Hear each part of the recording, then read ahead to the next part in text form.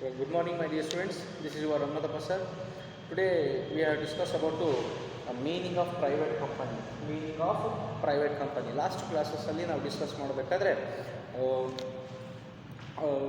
Indian companies act 1956 so base ಮೇಲೆ ನಾವು company ಅಂದರೆ ಏನು meaning and definition of the company then features or nature of ಕಂಪನೀಸನ್ನು ನಾವು ಡಿಸ್ಕಸ್ ಮಾಡ್ತಾ ಬಂದ್ವಿ ರೈಟ್. ಸೊ ನಾವು 3 ಟೈಪ್ ಆಫ್ ಕಂಪನೀಸನ್ನು ನೋಡ್ತಾ ಬಂದ್ವಿ. ಸೊ ಫಸ್ಟ್ ಕಂಪನೀಸನ್ನು ನೋಡೋದಾದರೆ so what we called as chartered company ಅಂತ ಹೇಳಿದ್ವಿ. ಸೆಕೆಂಡ್ ಒನ್ನು ಸ್ಟ್ಯಾಟ್ಯೂಟರಿ ಕಂಪನಿ ಅಂತ ಹೇಳಿದ್ವಿ. ದೆನ್ ಥರ್ಡ್ ಒನ್ನು ರಿಜಿಸ್ಟರ್ಡ್ ಕಂಪನಿ ಅಂತ ಹೇಳಿದ್ವಿ. Chartered company, statutory company, registered company. ಈ ಮೂರು ಕಂಪನೀಸಲ್ಲಿ ಸೊ ಲಾಸ್ಟ್ ನಾವು ನೋಡ್ತಾ ಬಂದ್ವಿ ರಿಜಿಸ್ಟರ್ಡ್ ಕಂಪನಿ. ಏನು ರಿಜಿಸ್ಟರ್ಡ್ ಕಂಪನೀಸ್ ಅಂತಂದರೆ Indian companies act 1956 and any other previous laws base ಮೇಲೆ ಯಾವ ಕಂಪನಿನ ರಿಜಿಸ್ಟರ್ ಆಗಿರುತ್ತೋ ಅಂಥ ರಿಜಿಸ್ಟರ್ಡ್ ಕಂಪನೀಸನ್ನು ನಾವೇನಂತ ಹೇಳ್ತೀವಿ ಜಾಯಿಂಟ್ ಸ್ಟಾಕ್ ಕಂಪನೀಸ್ ಅಂತ ನೋಡ್ತಾ ಬಂದ್ವಿ. ಸೊ ಈ ಜಾಯಿಂಟ್ ಸ್ಟಾಕ್ ಕಂಪನೀಸಲ್ಲಿ ಸೊ ಎಗೈನ್ ಮತ್ತೆ ನಾವು 3 ಟೈಪ್ ಆಗಿ ಕ್ಲಾಸಿಫೈಡ್ ಮಾಡ್ತಾ ಬಂದ್ವಿ. ಸೊ ಆ 3 ಟೈಪ್ ಆಫಲ್ಲಿ ಸೊ ವೇರಿಯಸ್ ಟೈಪ್ಸ್ ಆಫ್ ಕಂಪನೀಸನ್ನು ನೋಡ್ತಾ ಬಂದ್ವಿ. ಸೊ ಇಲ್ಲಿ ಮೇಯ್ನಾಗಿ ನಾವು ಪ್ರೈವೇಟ್ ಕಂಪನಿ ಅಂತ ನೋಡ್ತಾ ಹೋಗ್ತೀವಿ. ಸೊ ಏನು ಪ್ರೈವೇಟ್ ಕಂಪನಿ ಅಂದರೆ, ಈ ಪ್ರೈವೇಟ್ ಕಂಪನಿ ಅಂತ ಕನ್ಸಿಡರ್ ಆಗಬೇಕಾದ್ರೆ ಅಟ್ಲೀಸ್ಟ್ ಏನೆಲ್ಲ ಕ್ವಾಲಿಟೀಸನ್ನು ಫುಲ್ಫಿಲ್ ಮಾಡಿರಬೇಕು ಅಥವಾ ಯಾವ ಕ್ಯಾರೆಕ್ಟರ್ಸ್ನ ಇನ್ಕ್ಲೂಡ್ ಆಗಿರಬೇಕು. ಸೊ ಈ ಥರದ ಕ್ಯಾರೆಕ್ಟರ್ಸನ್ನು ಇನ್ಕ್ಲೂಡ್ ಆಗಿದ್ದರೆ ಮಾತ್ರ ನಾವು ಪ್ರೈವೇಟ್ ಕಂಪನಿ ಅಂತ ಕರೆಯೋದಕ್ಕೆ ಚಾನ್ಸಸ್ ಇದೆ ಅಂತ ನೋಡ್ತಾ ಬಂದಾಗ ಸೊ ನಾವು ಮಿನಿಮಮ್ ಆಗಿ ಈ 4 ಕ್ಯಾರೆಕ್ಟರ್ಸನ್ನು ಅಂದರೆ 4 ಕ್ಯಾರೆಕ್ಟರ್ಸನ್ನು ಅದು ಫುಲ್ಫಿಲ್ ಮಾಡ್ತಾ ಇರಬೇಕು. ಈ 4 ಕ್ಯಾರೆಕ್ಟರ್ಸನ್ನು ಫುಲ್ಫಿಲ್ ಮಾಡಿದರೆ ಮಾತ್ರ ನಾವೇನಂತ ಹೇಳ್ತೀವಿ ಪ್ರೈವೇಟ್ ಕಂಪನಿ ಅಂತ ಕನ್ಸಿಡರ್ ಮಾಡ್ತೀವಿ. ಸೊ ಫಸ್ಟ್ ಒಂದು ನೋಡೋದಾದರೆ ಮೆಂಬರ್ಸ್ ಅಂತ ಹೇಳ್ತೇವೆ. ಸೊ ಮೆಂಬರ್ಸ್ ಅಂದರೆ ಏನು, ಎಷ್ಟು ಮಿನಿಮಮ್ ಮೆಂಬರ್ಸ್ ಎಷ್ಟು ಇರಬೇಕು, ಅಟ್ಲೀಸ್ಟ್ 2 ಮೆಂಬರ್ಸ್ ಅಂತ ಹೇಳ್ತೀವಿ ನಾವು. ಅಟ್ಲೀಸ್ಟ್ 2 ಮೆಂಬರ್ಸ್ ಇರಬೇಕು. ಹಾಗಾದರೆ ಲಿಮಿಟ್ಸ್ ಎಷ್ಟು ಇರಬೇಕು, ಮಿನಿಮಮ್ ನಾವು 2 ಮೆಂಬರ್ಸ್ ಆದರೆ ಮ್ಯಾಕ್ಸಿಮಮ್ ಎಷ್ಟು ಅಂತ ಹೇಳ್ತಾದ್ರೆ limits the member of its members to 200 excluding those members who are its present and past employees ಅಂತ ಹೇಳ್ತೀವಿ. ಅಂದರೆ ಮಿನಿಮಮ್ ಆಗಿ ನಾವು ಪ್ರೈವೇಟ್ ಕಂಪನಿ ಅಂತ ಕರಿಬೇಕಾದ್ರೆ ಅಟ್ಲೀಸ್ಟ್ 2 ಮೆಂಬರ್ಸ್ ಇರಬೇಕು. ಮ್ಯಾಕ್ಸಿಮಮ್ ಲಿಮಿಟ್ಸು 200 ತನಕ ಇರುತ್ತೆ. Excluding those members who are in present ಅಂದರೆ ಪ್ರೆಸೆಂಟು ಮತ್ತು ಯಾರು ಆಲ್ರೆಡಿ ಎಂಪ್ಲಾಯೀಸ್ ಇರ್ತಾರೋ ಅವರನ್ನು ಬಿಟ್ಟು ಉಳಿದಿರೋ ಮೆಂಬರ್ಸ್ ಎಷ್ಟು ಇರಬೇಕು 200. ಮ್ಯಾಕ್ಸಿಮಮ್ ಲಿಮಿಟ್ಸು 200 ಮೆಂಬರ್ಸ್ ಇರಬೇಕು. ಮಿನಿಮಮ್ ಅಂದರೆ 2 ಮೆಂಬರ್ಸಿನ ರಿಕ್ವೈರ್ಮೆಂಟ್ಸ್. ಸೆಕೆಂಡ್ ಒಂದು ಅಂದರೆ ಪೇಯ್ಡ್ ಅಪ್ ಕ್ಯಾಪಿಟಲ್ ಅಂತ ಹೇಳ್ತಾರೆ. ಹಾಗಾದರೆ ಪೇಯ್ಡ್ ಅಪ್ ಕ್ಯಾಪಿಟಲ್ ಅಂದರೆ so minimum paid up capital 1 lakh rupees ಇರಬೇಕು. Or such higher capital as may be prescribed ಅಂತ ಹೇಳ್ತೀವಿ. ಅಂದರೆ ಸೊ ಇಲ್ಲಿ ಅಟ್ಲೀಸ್ಟು ಪೇಯ್ಡ್ ಕ್ಯಾಪಿಟಲ್ ಎಷ್ಟು ಇರಬೇಕು 1 lakh ಪೇಯ್ಡ್ ಅಪ್ ಕ್ಯಾಪಿಟಲ್ ಇರಬೇಕು. 1 lakh ಪೇಯ್ಡ್ ಅಪ್ ಕ್ಯಾಪಿಟಲ್ ಇರಬೇಕು. Then the transfer of shares ಅಂತ ನೋಡ್ತೀವಿ. It's the most important. ಏನು transfer of shares by its articles restricted to right of its members of transfer of shares if any.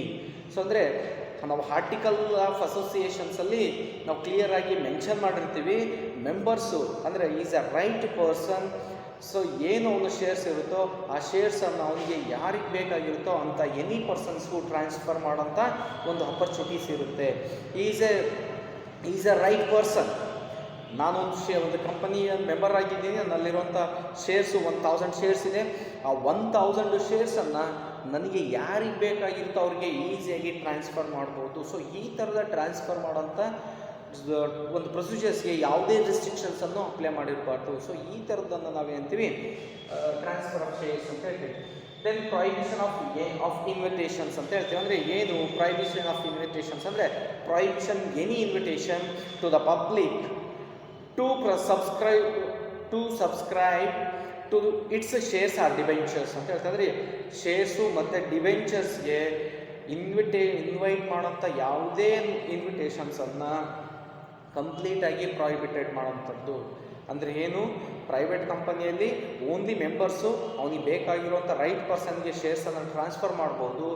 ಆದರೆ invitation ಮುಖಾಂತರ subscribe ಮಾಡ್ಕೊಳ್ಳಿ ಶೇರ್ಸನ್ನು ಅನ್ನೋ ಥರ ಯಾವುದೇ ಇನ್ವಿಟೇಷನ್ಸನ್ನು ಅನೌನ್ಸ್ ಮಾಡೋ ಹಾಗಿಲ್ಲ. ಈ ಥರದ ಕ್ವಾಲಿಟೀಸನ್ನು ನಾವೇನು ಈ ಥರದ ಕ್ವಾಲಿಟೀಸ್ ಇದ್ದರೆ ಈ ಥರದ ಒಂದು ಕ್ಯಾರೆಕ್ಟರ್ಸ್ ಇದ್ದರೆ ಮಾತ್ರ ನಾವು ಏನಂತ ಕರಿತೀವಿ, ಪ್ರೈವೇಟ್ ಕಂಪನಿ ಅಂತ ಕರಿತೀವಿ. ಸೊ ಫಸ್ಟ್ ಏನಂತ ಕನ್ಸಿಡರ್ ಮಾಡ್ತೀವಿ, what we called as private company. So ಇಷ್ಟನ್ನು ನಾವು ಏನಂತ ಹೇಳ್ತೀವಿ, ಮೀನಿಂಗ್ ಆಫ್ ಪ್ರೈವೇಟ್ ಕಂಪನೀಸ್ ಅಂತ ನೋಡ್ತೀವಿ. ಸೊ ನಾವು we are discuss about private company features. Then first one is voluntary association, second one is paid up capital, then third one is incorporated company, fourth one membership, fifth one artificial person, and again remaining 6 or 7 points I will write later. First one, voluntary association. A private company is a voluntary association. No member can be compelled with give up his membership of the company. ಅಂದರೆ ಯಾವುದೇ ಒಬ್ಬ member ತನ್ನ ಮೆಂಬರ್ಶಿಪ್ಪನ್ನು ಕೊಡೋದಕ್ಕೆ ಸಾಧ್ಯ ಇಲ್ಲ. ಬೇರೆಯವ್ರಿಗೆ give up is membership is not give up, ಕಂಪ್ಲೀಟಾಗಿ ತನ್ನ ಕಂಪನಿಯ ಮೆಂಬರ್ಶಿಪ್ಪನ್ನು ಕೊಡೋದಕ್ಕೆ ಸಾಧ್ಯ ಇಲ್ಲ. ತನ್ನ ಕಂಪನಿಯ ಶೇರ್ಸನ್ನು ಅವನು ಕೊಡ್ಬೋದೇ ವಿನಃ ಮೆಂಬರ್ಶಿಪ್ಪನ್ನು ಕೊಡೋದಕ್ಕೆ ಸಾಧ್ಯ ಇಲ್ಲ. ಹಾಗಾಗಿ ಅದನ್ನು ನಾವೇಂತೀವಿ ವಾಲಂಟರಿ ಅಸೋಸಿಯೇಷನ್ ಅಂತ ಹೇಳ್ತೀವಿ. Then second one share of capital.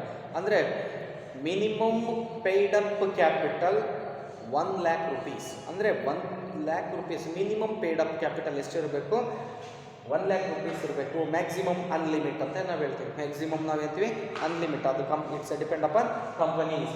Then third one ನೋಡೋದಾದರೆ ಇನ್ಕಾರ್ಪೊರೇಟೆಡ್ ಕಂಪನಿ. ಥರ್ಡ್ ಒನ್ ಏನಿದೆ, incorporated company. It is a incorporated or registered company any previous laws or any companies act. Indian companies act ಇರ್ಬೋದು ಅಥವಾ any Indian companies previous Indian companies act, ಯಾವುದಾದ್ರೂ Indian companies act 1956 and any other previous laws base ಮೇಲೆ ನೀವು registered ಮಾಡಿದರೆ ಅದನ್ನು ನಾವೇನಂತ ಹೇಳ್ತೀವಿ, incorporated company ಅಂತ ಹೇಳ್ತೀವಿ. ಇನ್ ಕೇಸ್ ರಿಜಿಸ್ಟರ್ ಮಾಡಿಲ್ಲ ಅಂದರೆ ಅದನ್ನ ನಾವು ಇನ್ಕಾರ್ಪೊರೇಟ್ ಕಂಪನಿ ಅಂತ ಕನ್ಸಿಡರ್ ಮಾಡೋದಕ್ಕೆ ಬರಲ್ಲ. ನೆಕ್ಸ್ಟ್ ಒಂದು ನೋಡೋದಾದರೆ ಮೆಂಬರ್ಶಿಪ್ ಅಂತ ಹೇಳ್ತೀವಿ. ಸೊ ಮಿನಿಮಮ್ ಮೆಂಬರ್ಶಿಪ್ಪು 2 members ಅಂತ ಹೇಳ್ತೀವಿ. Maximum limits 200. At least minimum membership ಎಷ್ಟಿರಬೇಕು, 2 members, 1 2 only 2 members or maximum 200 ಮೆಂಬರ್ಸ್ನ ರಿಕ್ವೈರ್ಮೆಂಟ್ ಇರುತ್ತೆ.